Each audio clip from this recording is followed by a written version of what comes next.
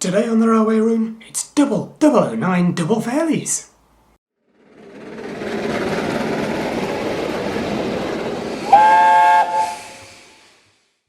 Hello friends and welcome to the Railway Room. So today we're going to have a quick look at Bachmann's highly acclaimed 009 Double Fairlie model. And there's two of them here that I'm going to be looking at. So the first one is 391102, which is Earl of Merioneth in the Ffestiniog lined green.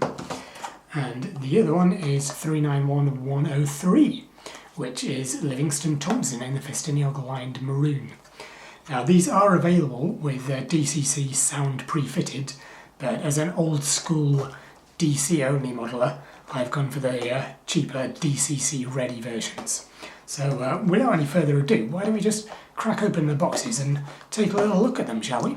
Start with the Earl of Merioneth.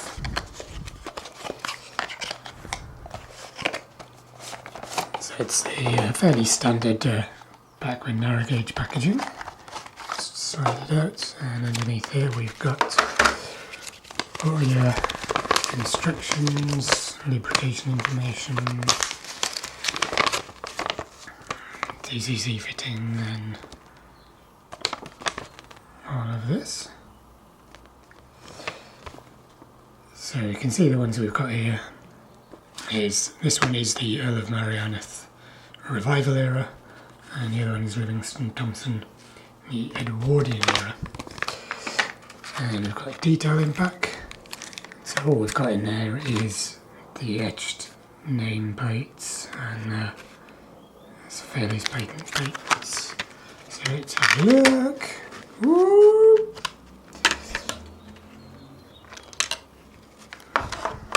And there we go. Be very careful with it.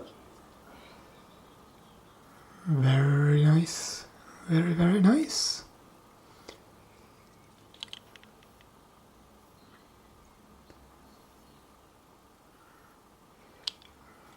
There we go. That's the Earl. And this one, Livingston Thompson. It's going to be pretty much the same. Slide it out. Just the same information sheet and your nameplates. Oh, and there's a Bachmann Collectors Club info.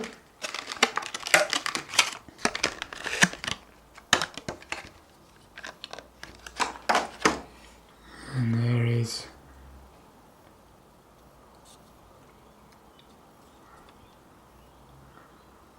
Livingston Thompson. So let's have a closer look at these, shall we? The interesting thing about these two models is that they actually represent the same locomotive, but at different times in its history.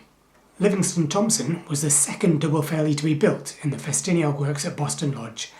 It received a new boiler during a substantial rebuild in 1905.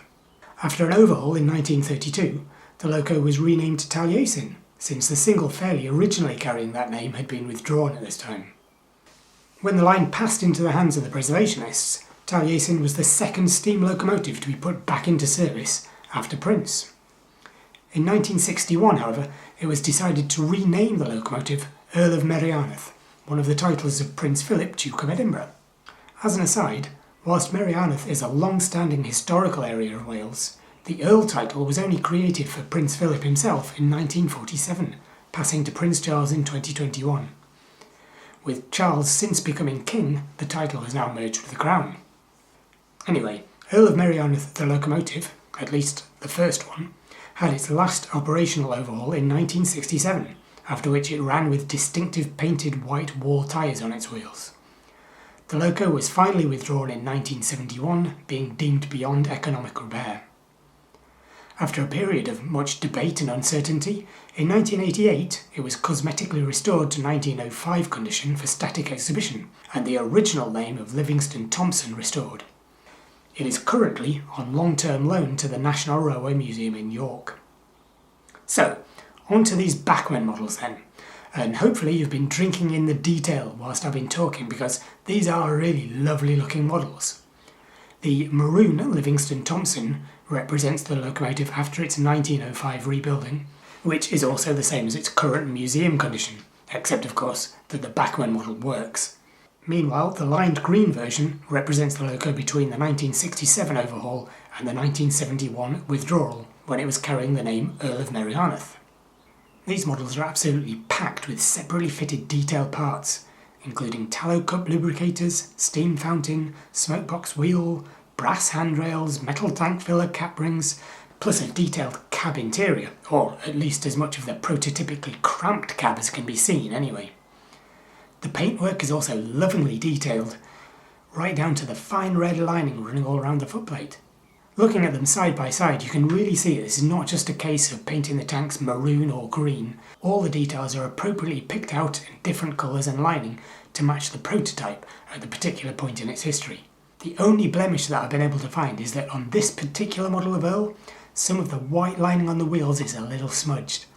But I should perhaps point out that this model has been loaned to me for the video, so I'm not sure if it was like that fresh from the box. But anyway, it doesn't really matter how splendid they look, and they do look lovely, if they don't run well. So let's get them down to the track and see what happens. Now, Livingston Thompson, which is staying with me, is brand new, so let's see what happens fresh from the box.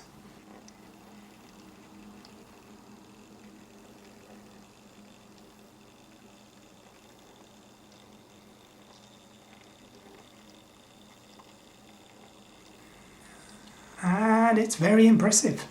Smooth, quiet and controllable even at slow speeds.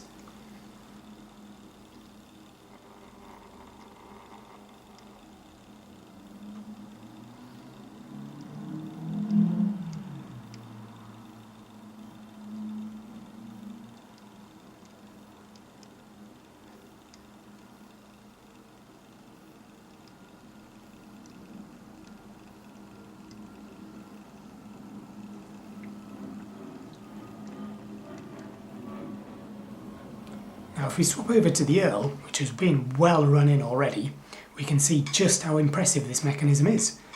There's a barely perceptible crawl achievable here.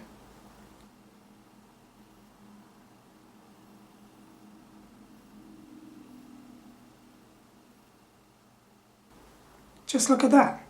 Now this really is gold standard stuff at this scale.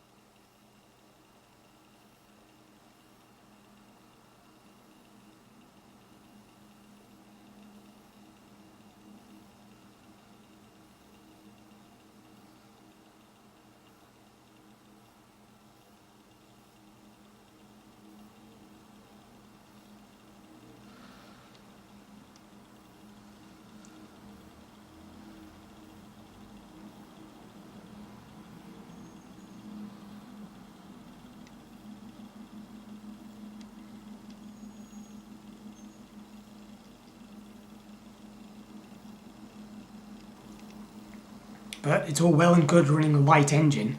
What happens if there's a train behind her? Well, first let's just have a quick weigh-in. So that's weighing in at 69 grams. Now for reference that compares to 33 grams for Bachmann's Quarry Hunslet, and it was 64 grams for the kit-built white metal Quarry Hunslet I've got. My go-to haulage test is these 3 white metal bug boxes. The 3 of them weigh in at a whopping 155 grams together. And we can see that Earl will shift them. But to be honest, it is right on the limit.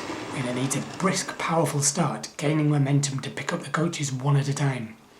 With taut couplings or a slow start, it can no longer pull them.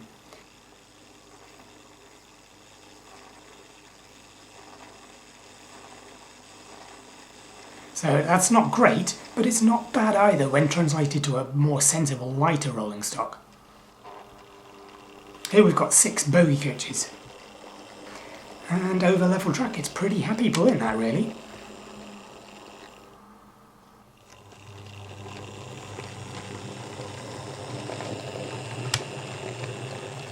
I can even add a long wheelbase 4-wheeler onto the back, and I can feel that it's starting to strain, but it can shunt it back and forth pretty okay really.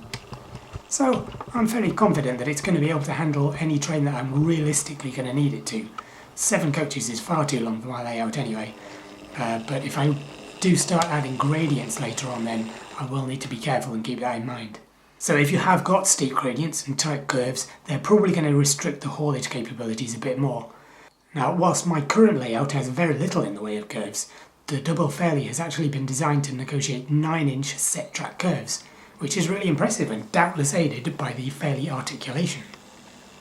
I do know that some people using DC have actually opened up their Bachmann 009 locos and removed the pre-fitted speaker and DCC socket, and then filled the resultant space with weights, and found it to have made a hugely positive difference to their hauling capability. However, it's worth noting that this mod may well invalidate the warranty, so it's very much an at-your-own-risk job. Overall then, what's my verdict on the Bachmann Double Fairlie? Well, frankly, I love it. It's packed with great detail, beautifully finished, and such a smooth and quiet runner. The only real question mark is around its haulage capability.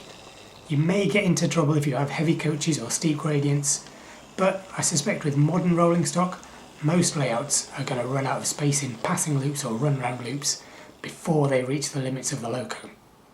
So, it's a big thumbs up from me. The very line-specific nature of the prototype may limit its usefulness for some modelers, but I have to say this is probably the finest ready-to-run loco in my collection. So, thanks for watching. I hope you've enjoyed the video. If so, feel free to like, subscribe, etc, etc, and I'll see you next time, hopefully with an update on the layout itself, which is starting to come along a little bit. Yes!